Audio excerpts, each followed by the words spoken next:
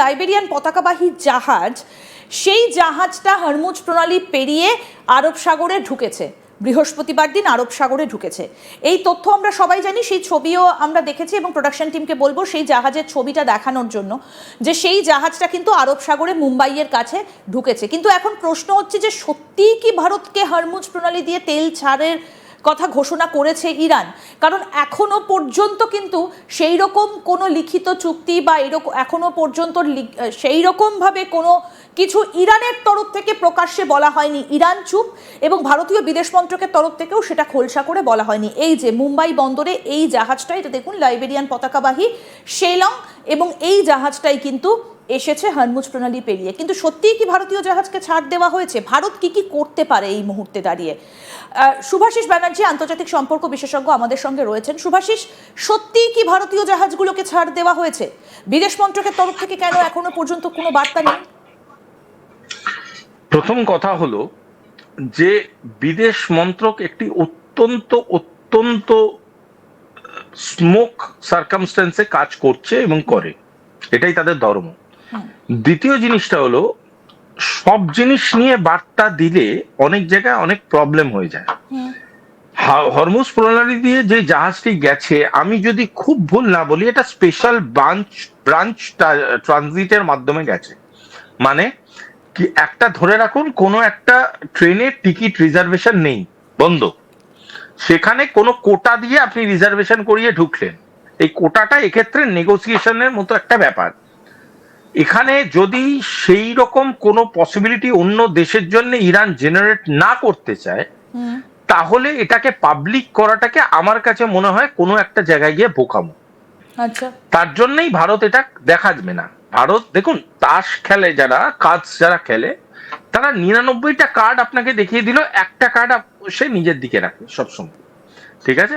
এবং এইটার কারণটা কি? কারণটা এটাই যে ওইটা হচ্ছে তাদের সেভিং কার্ড, ট্রাম্প কার্ড যেটাকে বলে। এই ট্রাম্প কার্ডটা ভারত হয়তো কোনো একটা খেলেছে, যার জন্য তারা সার্ভিসড হচ্ছে, যার জন্য তারা ইউটিলাইজড হচ্ছে। তার জন্য ভারতবর্ষ এটা এক্সপ্লেন করবে না। এটা কেন এক্সপ্লেন করবে? কারণ তাহলে হতে পারে সেই ট্রাম্প কার্ডটা মানে ইউজ করে অন্য দেশ তখন বিভিন্ন রকম ভাবে ভারতের কাজকর্মের মধ্যে থাবা বসাবে। সব জিনিস পাবলিকলি বলা যায় না তো, সেটাই তো অ্যাকচুয়াল মানে ধর্ম বিভিন্ন মিনিট। বিদেশ মন্ত্রক সেটা লায়েবল নয়। বিদেশ মন্ত্রক বলেছে এসছে, হ্যাঁ এসছে, ডিলোড হয়ে গেছে, ডিলোড হয়ে গেছে। কি নেগোশিয়েট হয়েছে, কেন নেগোশিয়েট হয়েছে, this is not a public event. সবাইকে ডিপ্লোমেসির প্রতিটা পুঙ্খানুপুঙ্খ জানাতে হবে।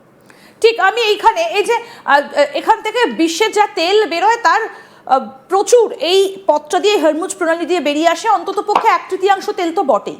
কিন্তু এখন প্রশ্ন হচ্ছে যে এখানে কোন শর্তে ভারতকে এখান দিয়ে জাহাজ বের করার অনুমতি দেওয়া হলো? ইরান অনুমতি দিল। আমরা যদি দেখুন, একটু যদি ইতিহাস ঘাঁটি, ভারতের সঙ্গে যে ইরানের সম্পর্ক খুব ভালো তেমনটাও নয়। কারণ খামেনিকে আমরা দেখেছি যে তারা বারবার ভারতের বিভিন্ন সিদ্ধান্ত নিয়ে সমালোচনা করেছেন, কাশ্মীর থেকে শুরু করে দিল্লির অশান্তি কিংবা 370 তুলে দেওয়া।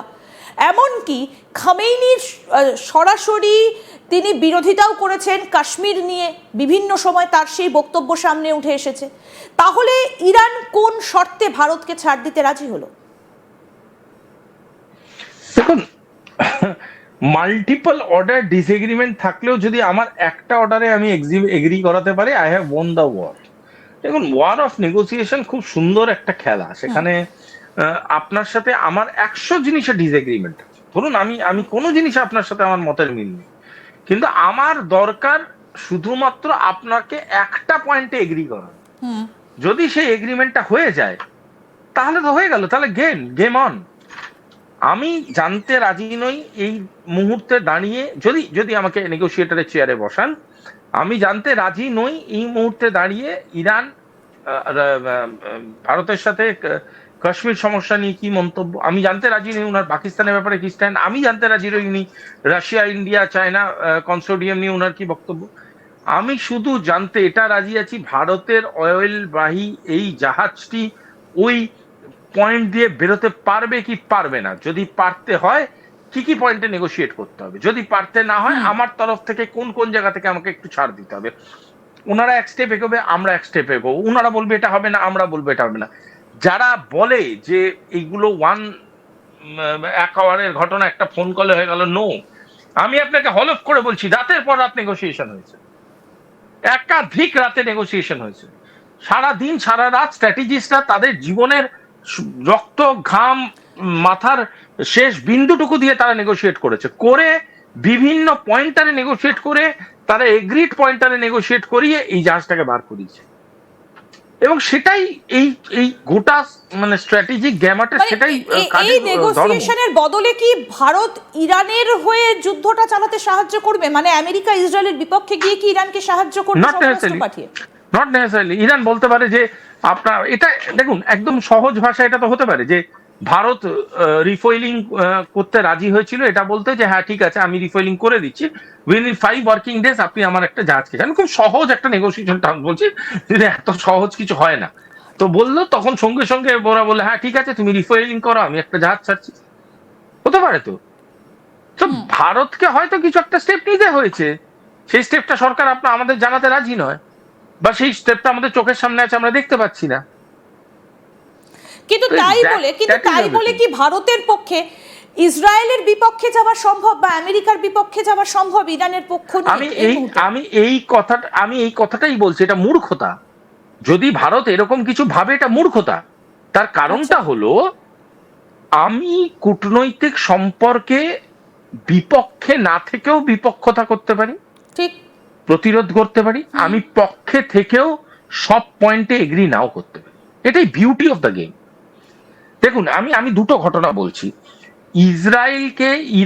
ইসরায়েলের একটি হাসপাতালে হিট করলো, সৌদি আরবিয়ার একটি তৈল খনিতে হিট করলো, তখন সবার প্রথম পৃথিবীতে ধিক্কার মেসেজ বার করেছিল ভারতের বিদেশ মন্ত্রক। পয়েন্ট ডান। সেই একই বিদেশ মন্ত্রক যখন ইসরায়েলের মিসাইল গিয়ে পড়েছিল ইরানে এবং সেখানে সাধারণ মানুষের মৃত্যু ঘটেছিল, তখন সেই একই বিদেশ মন্ত্রক ধিক্কার করেছিল ইসরায়েলকে। এবং সেই একই বিদেশ মন্ত্রক সেই ইরানকে তেল ভরতে দিল আমাদের এখানে কোচি, আমি আর আপনি শো করেছি। আবার সেই